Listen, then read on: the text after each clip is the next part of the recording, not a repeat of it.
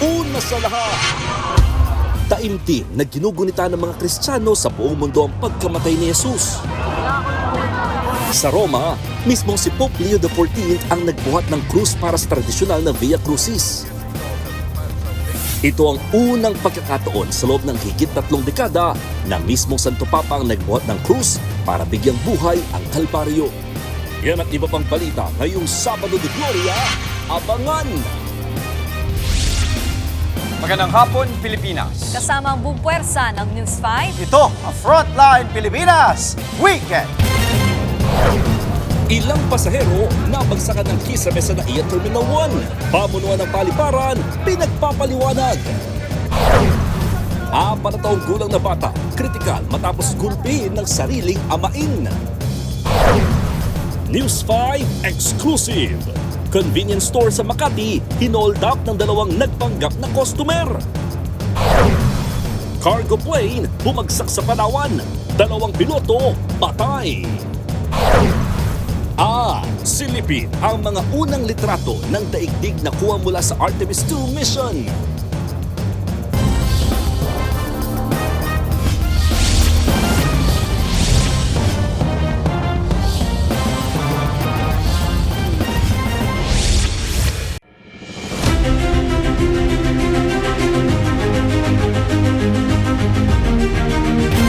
Simba muna bago gala. Yan ang panata ng mga debotong nagsimba sa Baclaran Church ngayong Sabado de Gloria. At live mula sa Parañaque, nasa frontline ng balitang yan si Rainiel Pawid. Rainiel, sa mga kapatid nating hahabol sa bisita iglesia, hanggang anong oras ba ang misa?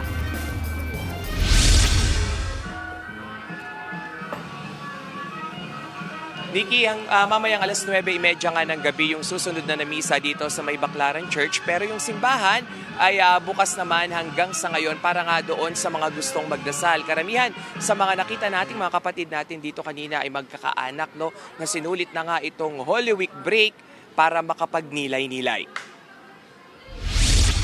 Simula nga kaninang umaga ay walang patid na ang dating ng mga deboto rito sa may Baclaran Church. Para sa ilang Katoliko, simba muna bago maggala-gala sa mga bakasyunan at pasyalan. Pami-pamilya rin ang nagsasagawa ng reflection activity ngayong Sabado de Gloria. May mga ginamit din ang pagkakataong ito upang mag-alay ng prayer intention para sa kanilang pag-ibig, propesyon, kalusugan at personal na buhay. Ilan naman sa mga nagpunta sa simbahan may tradisyon na ring sinusunod. Ang iba'y hindi na nga pumasok sa trabaho. May iba naman na bawal magdaos ng anumang kasiyahan bilang pag-alala sa pagkamatay ni Kristo. At ang iba ay hindi rin naliligo o pumupunta sa dagat, kabaliktaran nga nung ginagawa ng karamihan. Pero may ilan din na ipinagdasal ang kapayapaan sa Middle East at lumalalang tensyon sa korupsyon dito sa bansa. Pakinggan natin yung pahayag ng ilang mga deboto. Sana matapos na kasi para hindi rin tayo lahat affected, tsaka yung mga OFW ng mga kamag-anak natin na nagsasakripisyo para sa atin. Sa mga politician po na na nasangkot sa mga korupsyon, sana magbago na.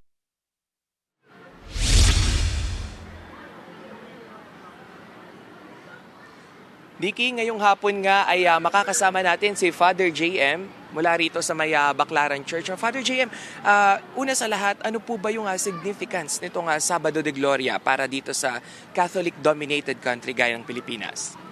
Actually, dito sa atin, may dalawang twofold kasi kapag yung sinasabi nating Black Saturday na ito. Yung sa umaga na sasabi nga ito yung panahon na pananahimik at pagninilay, pinagninilayan natin yung nangyari kay Jesus kahapon sa pagkamatay niya sa krus. At mamayang gabi ang pagsisimula uli, sasabi natin bagong liwanag na pagkabuhay muli ng ating Panginoong Heso Kristo. Na kung saan nga yung mamayang gabi is the summary ng lahat ng ating pinanampalatayaan bilang mga Kristiyano. Father, ito nga, ilan dun sa mga nagpupunta dito na mga kapatid natin ay may sinusunod pa rin na tradisyon o nakagawian nga tuwing Semana Santa. Paano yun? Yung mga bawal daw maligo or yung iba naman ay hindi na pumapasok sa trabaho. Pero syempre tulad namin, hindi naman kami pwedeng di pumasok dahil baka kami na nga ay santo-santo, mawalan ng trabaho. Ano pong reaksyon natin dito? Pinagsasama yung faith at yung mga superstitious belief. As much as possible nga, dapat natin ipaghaluin yung mga superstitious belief natin at saka yung pananampalataya natin. Though yung ibang Katoliko is pumupunta talaga dito para bang humahabol sa last, sabi nga natin, confession man lang, makapag-umisal pa man lang, makapagbagong buhay, bago man mabuhay ang ating Panginoong Jesucristo. Na as much as possible din yung kasi parang wala namang connection talaga yung kung hindi ka maliligo o parang hindi ka papasok. Pero I think part na rin ng kanilang pananampalataya do always be able to do something na activity na parang isang pamilya. Alright, huli na lang po, Father, no? May iba naman na parang sa kabila ng mga tradisyon ay tumutulig sana yung mga nagpapapako, yung mga nagpepenitensya, na bakit daw inuulit pa yung minsan ng ginawa ng Poong May Kapal? I think it's part na rin ng kanilang pananampalataya. Kasi sabi nga, kasi bilang mga tao rin naman, we are always looking for certain signs, symbols na ito siguro nagpapatatag na kanilang pananampalataya, but other things is sana nga, always goes back to the gospel values itself. Na mas klaro rin sana na pinakikita natin sa ating pananampalataya, yung ating pang-araw-araw na buhay. Na itong Semana Santa, yung mga tradition, sana nga, hindi na nanatili na yung pagbabagong ginagawa nito sana sa atin ng parang itong week lang na ito. Kundi dapat is parang panghabang buhay natin na pinagbibigyan. Kasi nga, especially itong tatlong nakaraang araw, nung sumapa ng Huwebes Santo, kahapon at saka ngayon, is the whole summary nga ng ating pananampalataya. Tatawag natin Paschal Triduum, the Passion, Death, and Resurrection ni Jesus Christ. Alright, maraming salamat po, Father JM. Nikki, ayan nga muna yung latest mula dito sa Baclaran. Rainiel, pwede ba kami magtanong kay Father JM, nandiyan pa ba siya?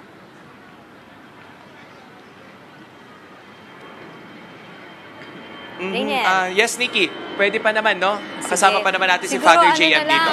para kay Father JM, paano ba dapat sineselebrate o commemorate ng ating mga kapatid na Kristiyano at Katoliko ang Black Saturday nga? Kasi nabanggit kanina ni Father, no, na ito nga ngayong Black Saturday, inaalala natin lahat ng mga pinagdaanan ni Jesus habang naghihintay nga tayo ng kanyang muling pagbabalik sa Easter. Paano po ba dapat?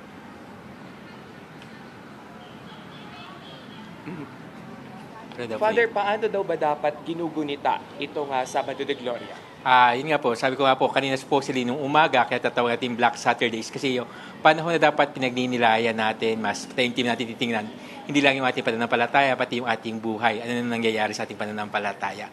Nasin sa pagsalubong sana nga natin mamaya, sa 9:30 na misa na doon natin sinasariwa lahat na nangyari. Simula ng nangyari sa Ehipto hanggang sa panahon ni Jesucristo na patuloy natin ginugita ngayon. Dahil sa muli niyang pagkabuhay, sabi nga natin, there's always a saying, kung hindi muling nabuhay si Jesus, baliwala ang lahat ng ating pananampalataya. Dahil siya ay parang isang tao lamang. Ngunit siya ay muling nabuhay para ipakita sa atin na iniligtas na tayo sa ating mga kasalanan.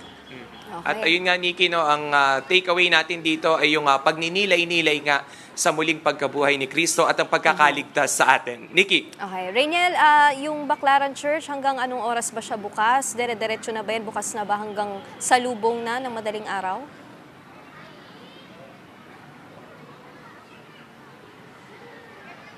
Yes, Nikki, dire-diretso na to, no, hanggang mamayang hating gabi nga doon pa lang sa salubong. Pero 9:30 ay may vigil or may misa muna bago nga yung ilang mga programa pa. Okay. Maraming salamat, Rainiel Pawit.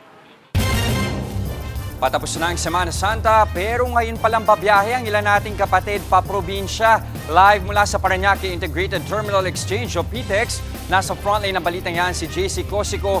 JC, wala pa rin tigil ang dagsa ng mga kapatid natin dyan kahit pa isang araw na lang ang natitira sa Holy Week break. Yes, Jess, dagsa pa rin nga yung mga passengers dito nga sa PTEX. Ngayon nga Black Saturday. Tayo po ngayon ay narito sa may boarding gate 2 kung saan meron po mga passengers na naghihintay nga na makasakay ng mga bus. Ang ilan nga sa mga pasahero ay ngayon pa lamang uuwi ng kanilang mga probinsya ngayon pong Holy Week. Walang patid ang dating ng mga passengers sa PTEX ngayon pong Black Saturday. Sa entrance, humahaba ang pila ng mga pasahero dahil isa-isang ini-inspeksyon yung mga baggage ng mga pasahero. Ang family nga nila ni Joey na galing Bacoor, Cavite, biyaheng Catanduanes. Iniwasan daw nila ang dagsa ng mga pasahero nitong mga nakaraang araw sa PTEX. Yan din po ang iniwasan ng senior citizen na si Yonita na Catanduanes din po ngayong araw. Narito ang kanilang mga pahayag. Daming pasahero. Gusto namin sana ordinary, kaso fully booked din eh. Mahirap po sir kasi kasama ko mga bata, maliliit. Kasi matanda na nga kami. Mahirap makisiksikan. Reunion at pista. Iba yung kamag-anak makita mo sa tagal ng panahon, taon. Taon-taon kasi nauwi kami. Sa ngayon, maluwag ang pila sa mga ticket booths gaya sa mga biyaheng Pabicol at Batangas. Pwedeng mag-walk-in ang mga pasahero. Ayon po sa PTEX, mula March 22 hanggang kahapon ay umabot na po sa higit 2.3 million ang bilang ng mga pasahero sa terminal. Pinakamaraming passengers noong April 1, Miyerkules Santo, na siya pong huling araw ng trabaho bago ang bakasyon. Umabot daw po yan ng halos 204,000.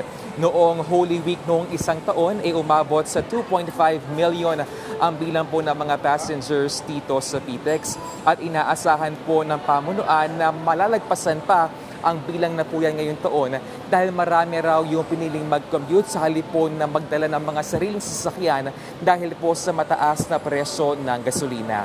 Sa Monday, April 6, inaasahan po ng pamunuan ng PTEX ang dagsa po ng mga pasahero magsisibalikan matapos ang mahabang Holy Week break. Jess, bagamat nagbawas nga ng biyahe, yun pong ilang bus companies, particularly yung mga biyahe po going sa Batangas, Pangasinan at Nueva Ecija, dahil pa rin yan sa isyu nga ng mataas na presyo ng gasolina, ay siniguro nga ng pamunuan ng PTEX na merong sapat na babiyaheng bus para sa mga pasahero. Jess, balik sa'yo. Nagulat live mula sa PTEX. Maraming salamat, JC Cosico. Susunod, News 5 exclusive. Pang-hold up sa isang convenience store sa pool sa CCTV. At 2 piloto patay sa plane crash sa Palawan. Lahat ng yan sa pagbabalik ng Frontline Pilipinas Weekend.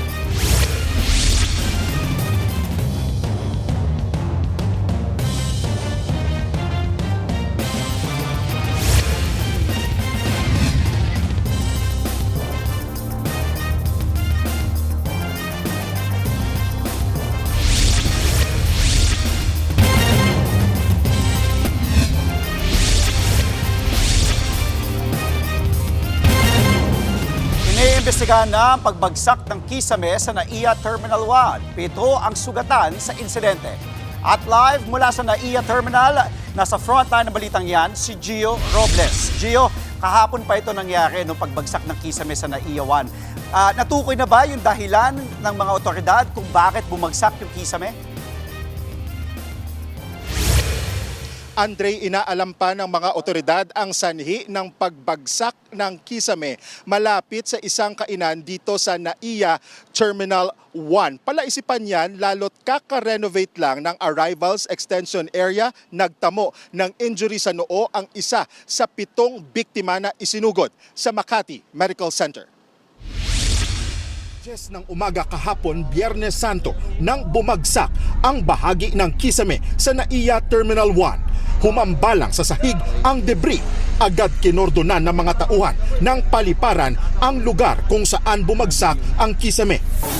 Gulat na ako, bigla lang bumagsak. Ayun po, nataranta na kami. Malakas po talaga, so gulat kami lahat eh. Tapos hinugot ko rin 2 matanda sa ilalim kasi nga nadaganan na siya eh. So hinila ko na po. Ayon sa Department of Transportation, 7 ang sugatan sa insidente na agad umanong nilapatan ng atensyon medikal. Dinala sila sa ospital. Nitong Pebrero lang binuksan ang Arrivals Extension ng NAIA Terminal 1 kaya palaisipan ngayon kung bakit bumagsak ang bahagi ng kisame na yan. Isinara muna sa publiko ang affected area habang nagsasagawa ng inspeksyon ang mga engineer ng NNIC. Nabahala si Senate Public Services Committee Chairman Raffy Tulfo sa insidente. Sa isang pahayag, sinabi ng senador na nakikipag-ugnayan siya sa Department of Transportation para imbestigahan ang insidente at para matiyak na mabigyan ng tulong ang mga biktima. Para naman kay Bicol Saro Party List Representative Terry Ridon, responsibilidad ng New NAIA Infra Corporation bilang operator ng paliparan ang nangyaring insidente. Inaasahan daw niyang paiimbestigahan ito ng House Committee on Transportation sa lalong madaling panahon. Sa isang pahayag, ipinag-utos ng DOTR ang agarang investigasyon sa insidente. Pinapasumite rin ng ahensya ang Manila International Airport Authority at New NAIA Infra Corporation ng detalyadong report kaugnay sa posibleng sanhi nito. Ayon sa NNIC, nakikipag-ugnayan na ito sa mga ahensya ng gobyerno. Agad daw silang kikilos batay sa magiging resulta ng kanilang investigasyon. Patuloy rin umano ang pagbibigay nito ng assistance sa mga nasugatan.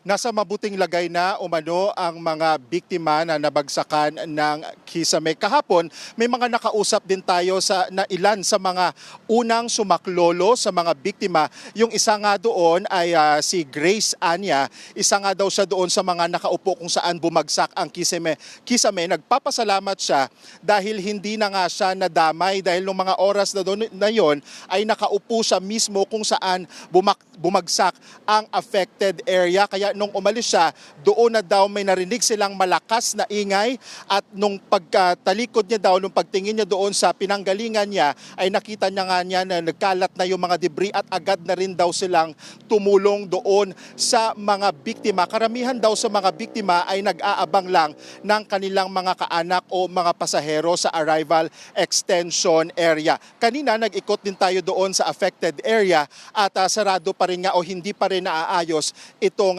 bahagi ng kisame kung saan bumagsak nga. Andre, balik sa'yo. Actually, nadaanan ko yan, Gio, nung nakaraang buwan lang, no, yung bagong extension area dyan sa arrival. Ang tanong ko, Gio, may petsa ba? May date na kung kailan maayos ito? At hindi naman naapektuhan yung nag-cause ba ng traffic? Dahil alam natin, ayun nga yung bagong extension, yung arrival ng mga pasahero. So wala naman bang aberya at kailan ba matatapos daw ayusin ito? Based sa observation natin kahapon, Andre, wala namang aberya o walang aberya na idinulot sa trapiko itong pagbagsak nga ng kisame sa arrivals extension area. Kung makikita nyo, ito yung part na yan sa likuran ko. Siniguro din ng operator nitong Manila o ng NAIA Terminal 1 ang New NAIA Infracorp na hindi rin naapektuhan ang biyahe ng mga eroplano at tuloy-tuloy pa din yung pagbabantay natin nga dito at humihingi rin tayo ng update sa NNIC pero sa ngayon wala pa silang ibinibigay sa atin na timeline regarding sa investigation nga nila. Andre. Okay, maraming salamat at mag-iingat kayo dyan. Live mula sa NAIA Terminal 1, Gio Robles. Kahit Semana Santa, may mga umaatake pa rin kawatan. Sa Makati, isang convenience store ang hinold up ng dalawang nagpanggap na customer. Nasa frontline ng balitang yan, si Nina Umpauco, exclusive. Sa pool, sa CCTV, ang pagpasok ng dalawang lalaking yan sa isang convenience store sa kahabaan ng Chino Rosas Avenue Extension, Barangay Magallanes sa Makati City. Noong una, parang customer lang ang galawan nila. Pero biglang nilapitan ng isa sa mga sospek ang crew ng tindahan sa katinutukan ng baril. Pinabuksan ang kaha sa katinangay ang higit 3,000 pisong kita ng tindahan. Agad sumibat ang mga sospek. Base sa investigasyon, magkapit-bahay ang dalawang sospek sa barangay Fort Bonifacio sa Taguig City. Unang naaresto si alias Talong. Ikinanta naman niya ang kasamahan si alias Chris na naaresto rin kalaunan. Kay Chris naman po, yung sa joint operation na kami ng Taguig City Police Station, well, nakuha namin sa kanya in possession po kasi yung mga IDs, may IDs na military. So for now, magkakandak kami ng validation kung member po talaga siya ng military. Si alias Talong po, may mga cases na siya sa barangay sa may Fort Bonifacio po sa Taguig. Ayon sa mga suspect, nagawa nilang hold up dahil sa matinding pangangailangan. May isa po kaming kasama, ma'am, ang nagpag-usapan, ma'am, na kailangan niya ng ganito pera. Tapos ito, kailangan niyo din ng pera. Ako din, ma'am, kailangan pera. Ayun yung napag-desisyon namin na hold upin, ma'am, kasi yun yung malapit, ma'am. Nakuha mula sa mga sospek ang isang peking baril at isang kutsilyo. Maharap sila sa reklamong robbery hold-up. Nagbabalita mula sa Frontline, Nina Ong Pauco, News 5. Patay ang 2 piloto sa pagbagsak ng eroplano sa Coron, Palawan. Kalilipad lang ng cargo plane nang ito'y bumagsak malapit sa Francisco Reyes Airport. Papunta sa Sangli Airport sa Cavite ang eroplano na may kargang mga kahon ng isda. Agad rumisponde ang mga bombero at na-recover ang mga labi ng 2 piloto na sina Joseph Lau at Alan Camilon. Inaalam pa ang sanhi ng plane crash. Sa iba naman pong balita, 16 ang sugatan matapos mahagip ng dumausdos na police car sa Ligao City sa Albay. Base po sa investigasyon, isang ginang ang humingi ng tulong sa mga pulis para isakay ang kasama niyang senior citizen at bata papunta sa parking area ng kanilang sasakyan. Pero nang pasakay na sila sa police mobile, bigla na lang itong dumausdos pababa. Nasagi rin ang ilang naglalakad. Agad namang nadala ang mga biktima sa ospital. Isa sa mga biktima ang malubha ang lagay.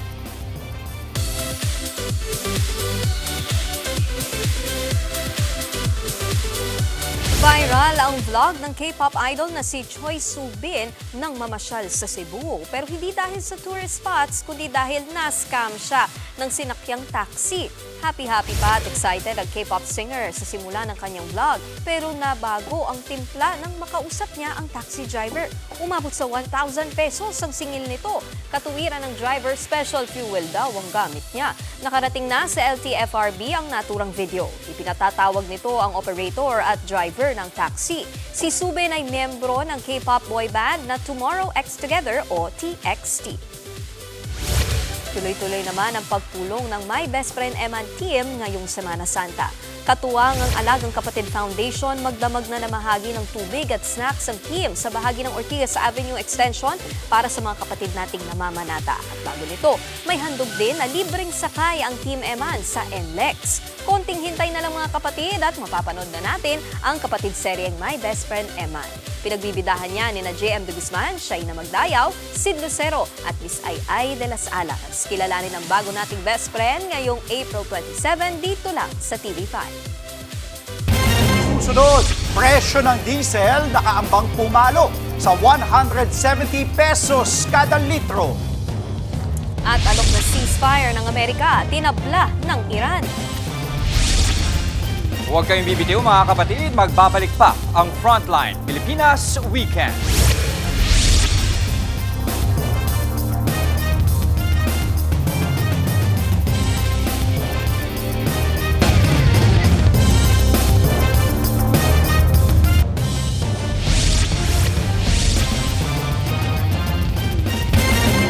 Pumalo sa 170 pesos ang litro ng diesel sa susunod na linggo. Aabot naman sa 120 pesos ang litro ng gasolina. Ayon sa oil industry sources, 19 pesos ang inaasahang taas presyo sa diesel. Hanggang 5 pesos naman sa litro ng gasolina. Tinawag na fake news ng Malacanang ang kumakalat na balitang magkakaroon ng energy lockdown simula April 20. Ayon kay Palace Press Officer Claire Castro, peke ang kumakalat na advisory online na may logo ng DOE.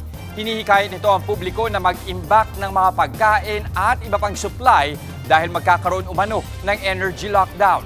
Fake news yan ayon sa palasyo. Makailang ulit ang sinabi ng palasyo na hindi kailangan ng energy lockdown sa ngayon. Kaugnay pa rin sa giyera sa Middle East, tinabla ng Iran ang alok ng ceasefire ng Amerika. Narito po ang Frontline Report. All I have to do is leave Iran.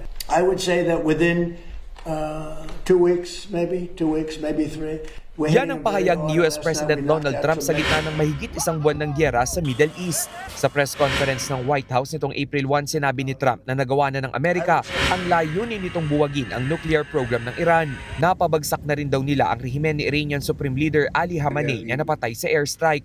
And we had regime change already.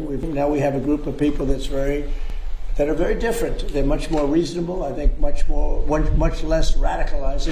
Pero ang Iran tila hindi basta-basta aatras sa laban. Ayon sa Iranian media, tinanggihan ng gobyerno ng Iran ang alok ng Amerika na 2 araw na tigil putukan. Kahapon ang pabagsakin nito ang isang fighter jet ng Amerika. Mas pinaigting din ng Iran ang pag-atake sa Israel. Patuloy sila sa pagpapakawala ng missile sa Tel Aviv. Dahil ito sa banta ni Trump na bobombahin ng Iran kung hindi ito papayag sa ceasefire.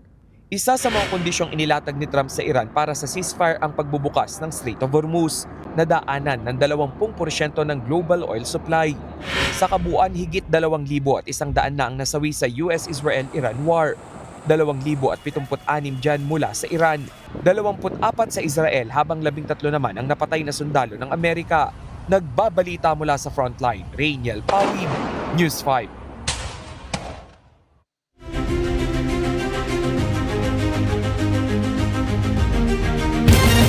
Ginugunita ng mga Kristiyano sa buong mundo ang pagkamatay ni Jesus. Sa Roma, mismong si Pope Leo ang nagbuhat ng krus para sa tradisyonal na Via Crucis. Ito ang unang pagkakataon sa loob ng higit 3 dekada ng mismong Santo Papa ang nagbuhat ng krus sa lahat ng 14 na istasyon ng Via Crucis. Siya ang pangalawang Santo Papa sa kasaysayan na gumawa niyan, kasunod ni Pope John Paul II noong 2014. Bahagi na ng pananampalataya at debosyon ng mga Katoliko ang mga sagradong imahen. Pero alam niyo bang tulad ng mga tao, espesyal din ang pangangalaga sa mga puon? Ang kwento dokumentado sa aking report.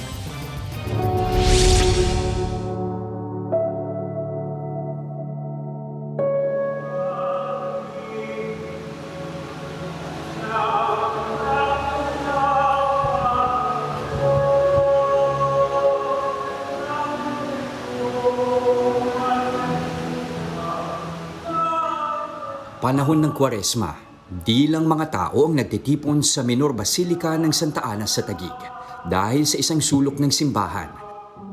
Tanghalang mga mukhang bakas ang dalamhati at mga damit na nagpapahiwatig ng pighati. Nakahilera ang 12 ng puon mula sa mga kamarero.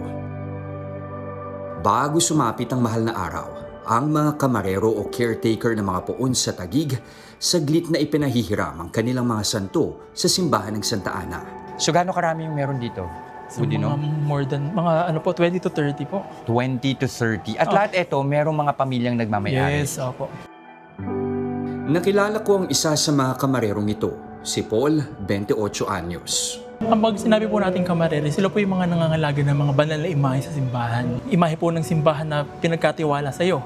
Pwede kang tawag, ikaw ang ano po nun, ikaw ang kamarero po nun, ikaw ang caretaker. Ang ganito kaigting na pananampalataya, kinakailangan ng malalim na bulsa, lalo na kung nais mong magpagawa ng sarili mong santo tulad ni Paul. Mahina kasi ang 50,000 pisong puhunan. Wala pa po yung mga gamit po doon. Yung actual body lang yun? Opo, body lang po. Oo. Tapos ano yan, nakadepende pa yun sa materyales na gagamitin. Opo. Ano ba, saan ba gawa ang mga imahen? Yung may mga wood, yung mga resin na mas mura po, yung mga nabibili po natin sa Tayuman, sa kaya po. Tsaka yung may mga na ivory. Para sa mga kamarerong gaya ni Paul, ang pagbibigay alaga sa mga puon at imahe, katumbas o kung minsan nga, higit pa sa pagbibigay aruga sa isang totoong tao. Binibigyang kalinga at respeto, lalo't para sa kanila, ito raw ay mga piping patotoo sa kanilang pananampalataya. Kasi ang mga image po, kinoconsider po natin as banal. Okay. Kumbaga, ang ginagamit po natin, kundi po bulak wipes po. Basta ako po kasi personally, may designated po ako na panglinis po ng poon lang. Kasi tinuturong ko po silang member ng family. Taunan din kung magpagawa ng damit para sa mga poon si Paul. Pero di basta-basta ang pagpili ng kulay at forma. Halimbawa, ito pong kay Jesus Christ, ang bagay lang po sa kanya, kung di po puti, red or violet. Kasi po ito yung appropriate kay Jesus Christ po. Kasi yun yung akma din dun sa mga kwento niya sa Biblia. Yes, kasi po, gaya po ng sinabi ko po kanina, ang portion po ay way po ng katekismo, pagtuturo sa mga tao kung anong nangyari po ng buhay ni Jesus.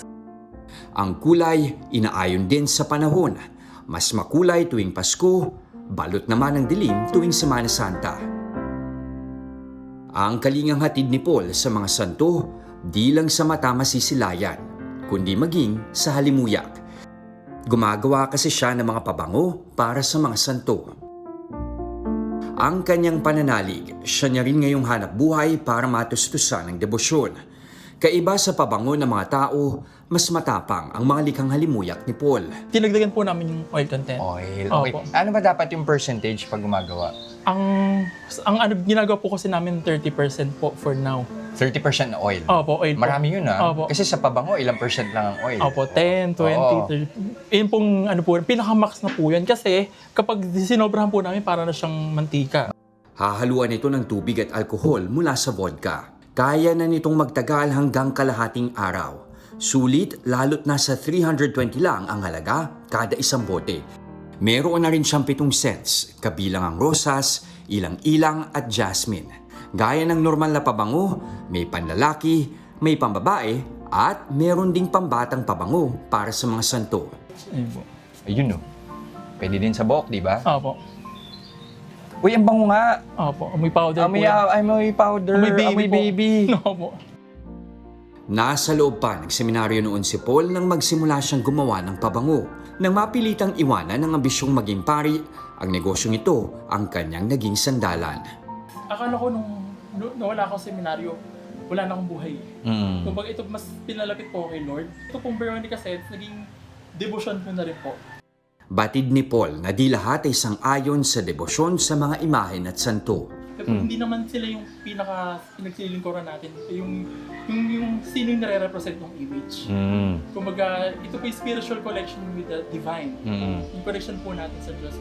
Ang pagbuhos ng pabango kay Jesus ayon sa Biblia, isang mahalagang yugtong naganda kay Kristo bago siya ipapos sa krus. Sa simpleng paggawa ng mga halimuyak, ang nais ng kamarerong si Paul, muling masariwa ng mga deboto ang sakripisyo ng poong may kapal. Jess de los Santos, mukha ng maliliit, isyong malalaki. Dokumentado. Susunod, mga astronaut ng Artemis II nagpadala ng mga bagong litrato ng daigdig. Ilang celebrities, bakasyon mode ngayong Semana Santa. Mga kapatid, tuloy-tuloy po ang balitaan dito sa Frontline Pilipinas Weekend.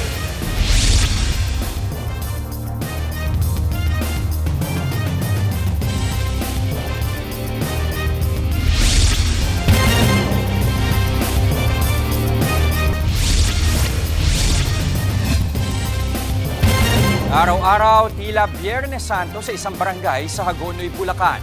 Ang kanilang kalbaryo, bahang hindi humuhupa. Nasa frontline ng balitang yan, Simon De Lopez. Ngayong Semana Santa, habang ginugunita ng ibang sakripisyo at muling pagkabuhay, hindi pa rin natatapos ang kalbaryo ng mga taga-Hagonoy. Ang baha na tila walang katapusan.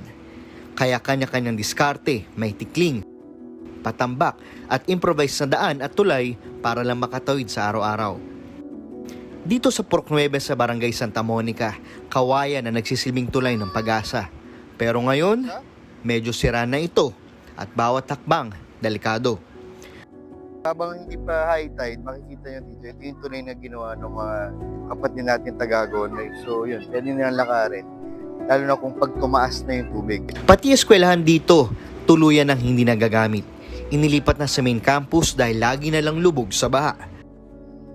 At kung may tunay na nagpapasa ng krus sa lugar na ito, isa na si Aling Celia.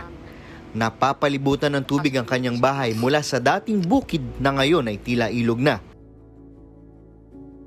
At para makatawid, gumawa sila ng pilapil mula sa lupa at malalaking bato. Lumulubog po ito, kuya, ito.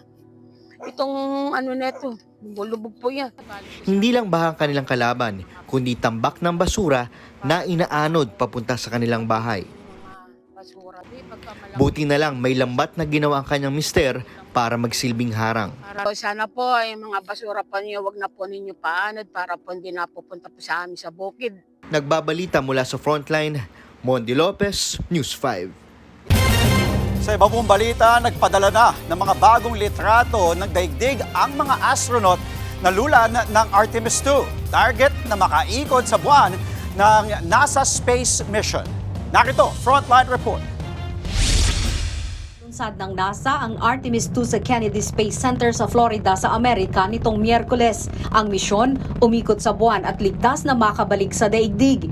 Ito rin ang unang space mission lampas sa orbit ng daigdig na may sakay na tao sa loob ng halos 5 dekada. Sakay ng Orion spacecraft ang 4 na astronaut sa pangunguna ni Ray Wiseman. Kasama sina Victor Glover, Christina Koch at Jeremy Hansen. Target ng crew na malampasan ang distance record na naitala ng Apollo 13 noong 1970. Sa unang araw ng misyon, agad tinesting ang systems ng Orion spacecraft. Bahagyang nagkaaberya sa toilet at email systems pero agad din itong naayos. Habang papasok sa gravitational pull ng buwan, nagpadala ang crew ng mga bagong larawan ng Earth. Mistula itong asul na holen sa kalawakan. Kita sa mga litrato ang mga ulap at karagatan ng ating planeta. Tatagal ng 10 araw ang misyon ng Artemis 2. Practice ito para sa susunod na planong muling pagtapak ng tao sa buwan. Nagbabalita mula sa Frontline, Margie Bentulan, News 5.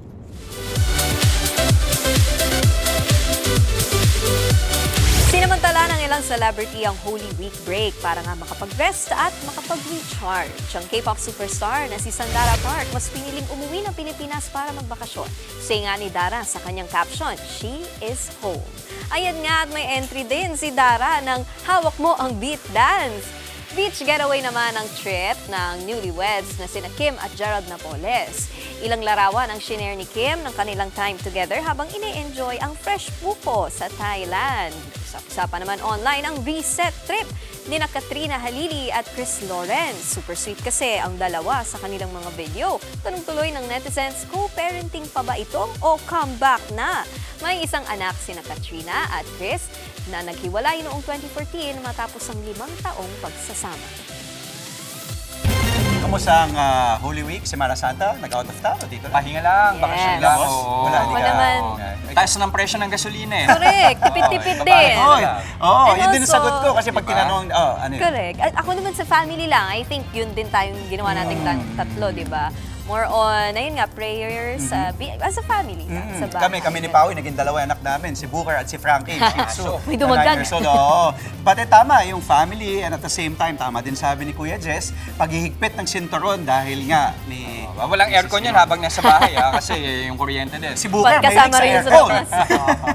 At yan po, ang mga impormasyong dapat ninyong malaman. Mga balita para sa may alam at may pakialam. Kami ang inyong mga kapatid sa Balitaan at Public Service, walang iwanan sa Frontline Pilipinas Weekend.